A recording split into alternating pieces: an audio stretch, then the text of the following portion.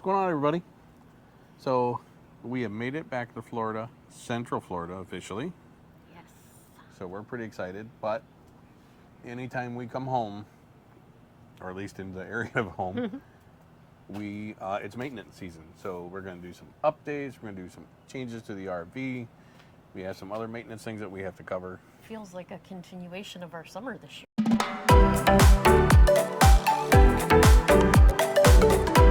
Yeah, the entire summer has been pretty much modifications, changes, updates, maintenance, yada yada yada. But although most of our summer was Alabama and Florida, we're able to get back on the road. And the reason is because, number one, we're only here for 3 weeks. So while we're in town close to home, we need to try to do as much as we can in those 3 weeks, because in 3 weeks we're going to, which one? The Sunsets and Slide Outs Tiffin Rally. Yep, so this is our first Tiffin rally that we're going to. We're pretty excited. So if you guys are watching, you guys are going to that rally, let us know. We're happy to meet up with you guys and meet you guys in person and just shoot the breeze if nothing else. So we're excited to go and do the rally and see what all the fuss is about. See what all the hype is. Right? Yep. So that's fun.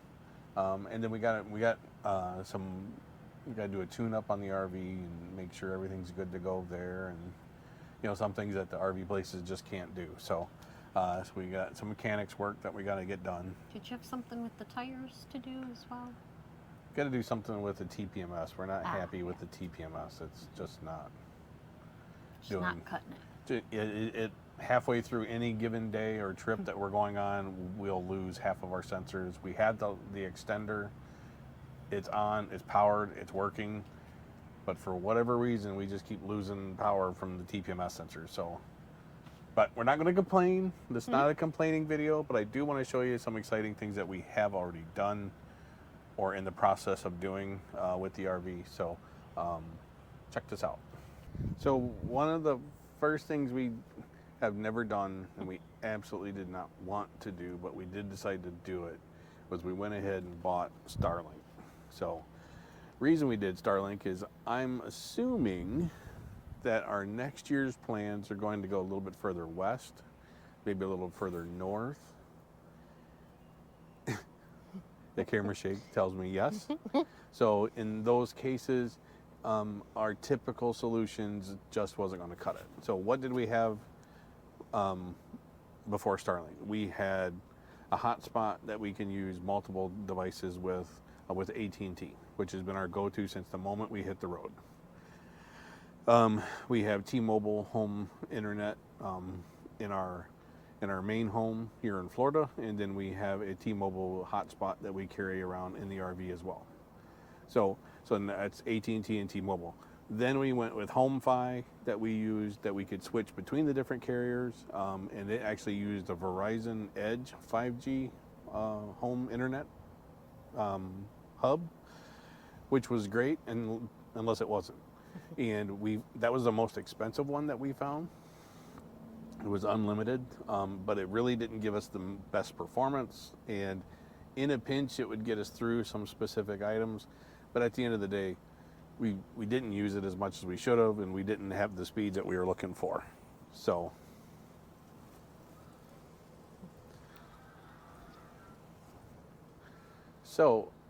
we went with Starlink. We went ahead and bought this. The monthly rate is cheaper than HomeFi's unlimited plan. Starlink's we're still unlimited.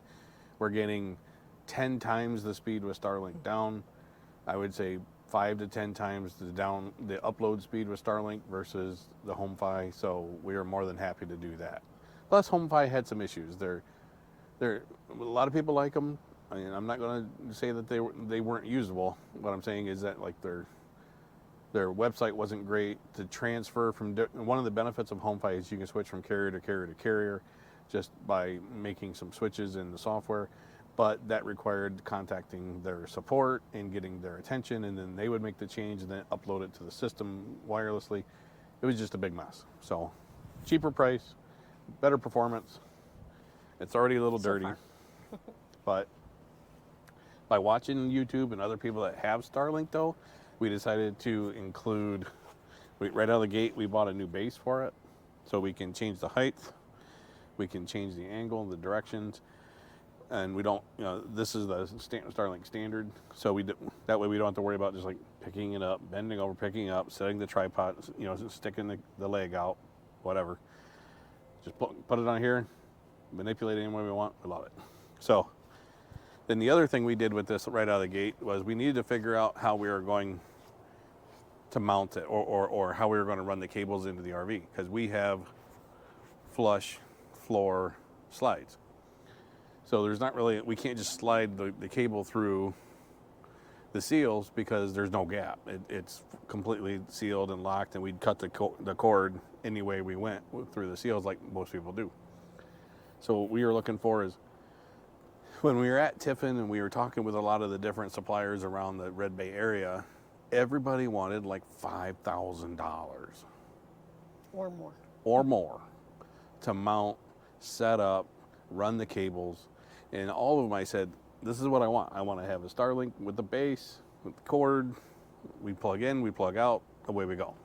Something nice and clean, that way we can just tear it down when it's move day, and we don't have to worry about it flying off the roof or flying off the ladder or anything else. So let me show you what we did. And it didn't cost us $5,000. Not even close. No. So what we opted to do, we were looking for a couple different ways. We looked at the electrical bay because of the power going in. We looked at the water bay because of the ports in the bottom. And then we have a little pass-through between the water bay and this spot, which that is where we were going to go. But then there's the whole underskirting, for insulation and everything that we'd have to cut through. So then I was sitting here and I'm pondering, and then I looked and I said, I wonder what this little door opens up to. So I got the ladder, opened it up. And there's a few different things you can do, and it's connected to the back side of the shower, and there's a gap between the shower and the living room television and entertainment center and all that. So I opened that up, and sure enough, you can see in there, and it was a perfect shot between this door to the back of the TV, where we have an access hole already cut from the previous owner. So I said, cool. So let's try that. So we ran the original cable through the door, opened up the door, under the door, didn't close it all the way, tried it out, worked great. We had some storms that were getting ready to come through, so then we locked the door down so water didn't get in it. And it worked out fine, but it kind of pinched the cable a little bit. So then I was like, hey, Amazon, give me one of these ports. So now we have one of these through ports that is, it's water rated, dust proof, waterproof, IP, whatever you want to call it, certified. And so now on moving days, we can just unplug the cable from the dish. Everything else stays attached. We put the cap on. We store the excess cable here, so if we have a lot of extra, we can store it right under our slide. No muss, no fuss. Easy peasy, lemon squeezy. And it didn't take that long.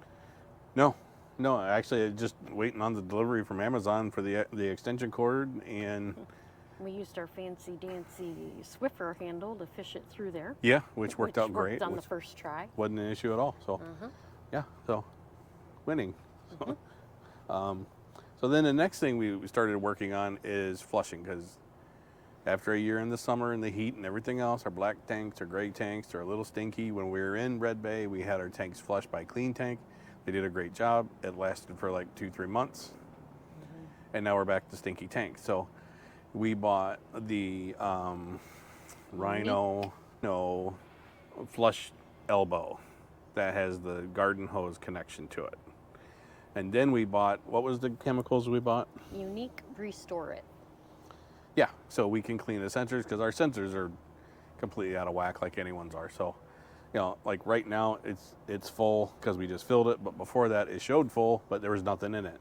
So it was really hard to kind of gauge how many times you go to the bathroom, or how many showers have we taken, or how many showers and how many loads of dishes have we done, how much laundry have we done. So it's always a guessing game, and you never want that. So anyways, so we started flushing those tanks. So we're ready to flush the black tank for we did 3 flushes yesterday, and then we did a complete fill up with the Restore It.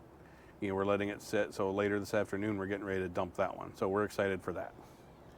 Then we're going to move on to the gray tank, and we're going to do the same thing. But for the gray tank, we bought Matt's Reviews liquefied version of the fluid, because it seems we like Matt's stuff a little bit better than we do the Unique.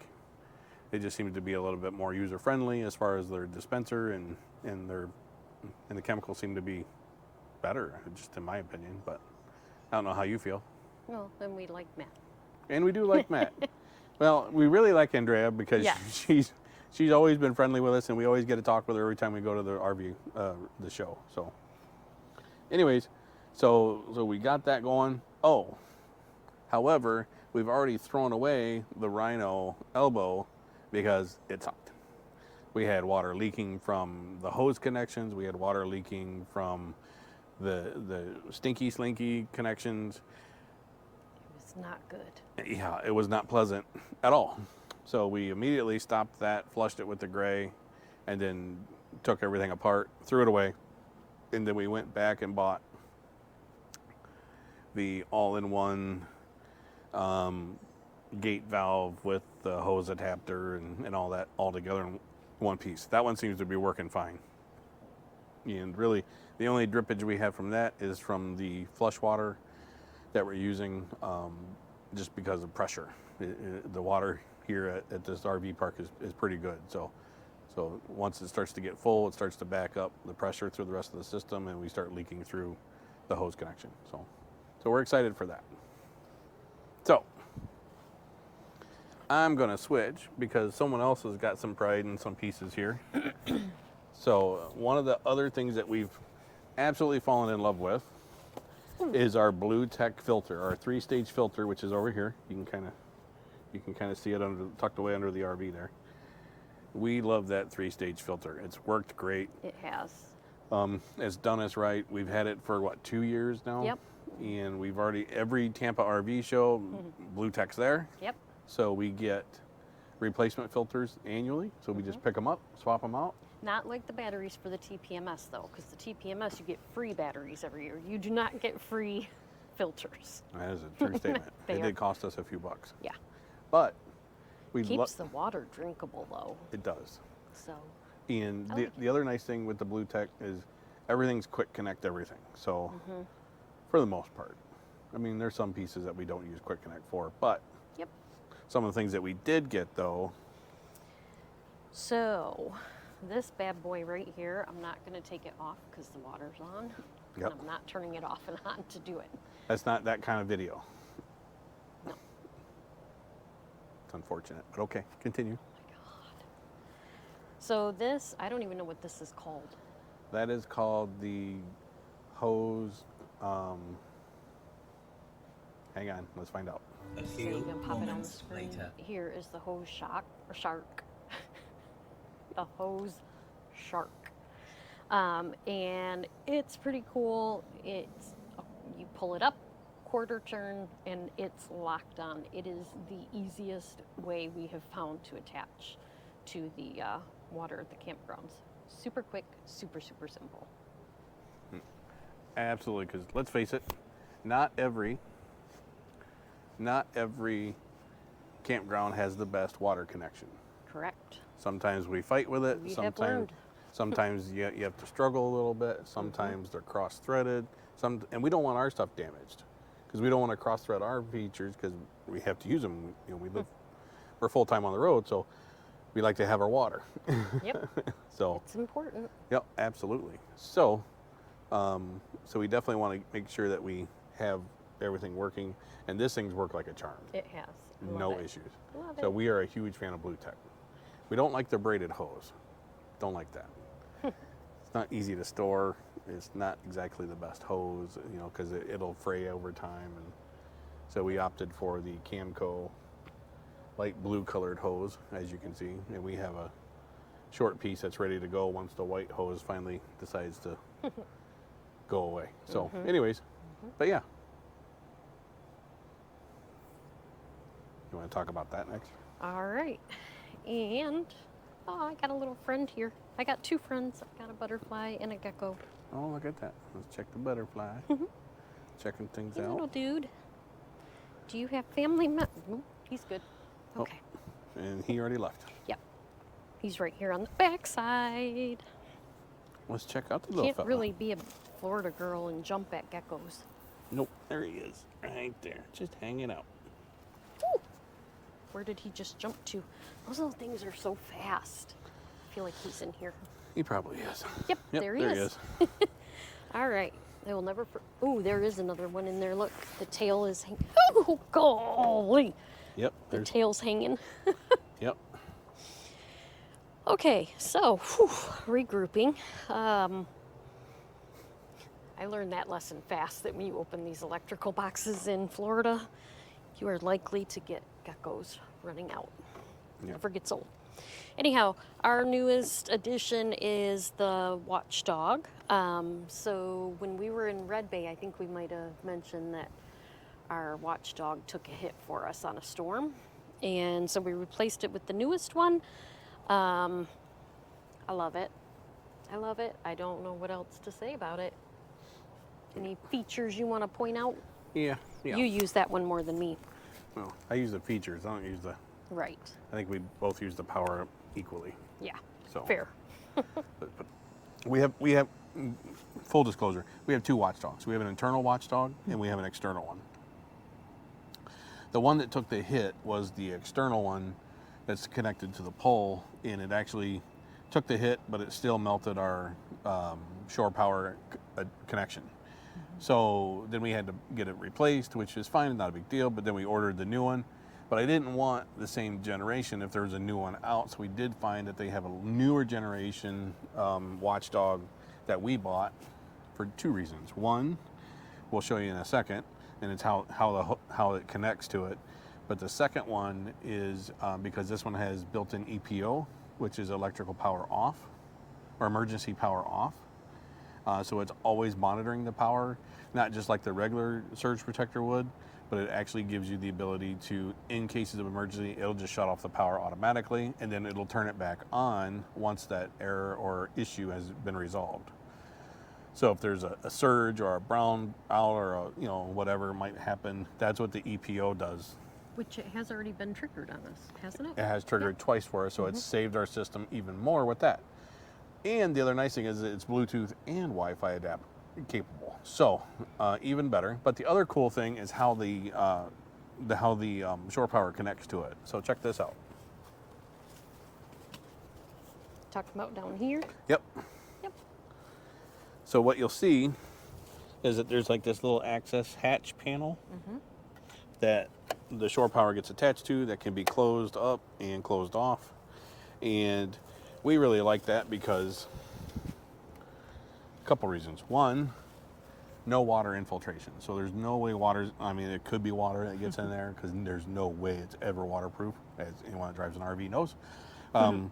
But the other reason is it does help protect that plug and the integrity of the connection. So it doesn't have the ability to do that as well. And it gives you a little added security for when people are maybe nefarious in their ways and they're looking at your system. What can you do? Well, it helps protect that a little bit more, so a little more time and effort to get through that. So we really like it. I do. But yeah, so anyways, other than that, the Class A is holding up after all the modifications or all the maintenance that we've had done in Red Bay this year. Small issue in the ditch, but we got through that. So anyway, so this weekend we're probably going to do something a little bit more in the area, and we're probably going to be talking about maybe going to a park of amusement of some kind. I'm not quite sure. Like you don't want to go. Well, whatever. Somebody's chomping at the bit. I can hear Mickey Mouse calling. So more to come on that. So All right. anything else? I don't think so. Just if you enjoyed the content, be sure to make a comment. Let us know if you have any of the products we looked at or anything we're missing. Drop a comment below, like and subscribe. We'll see you soon.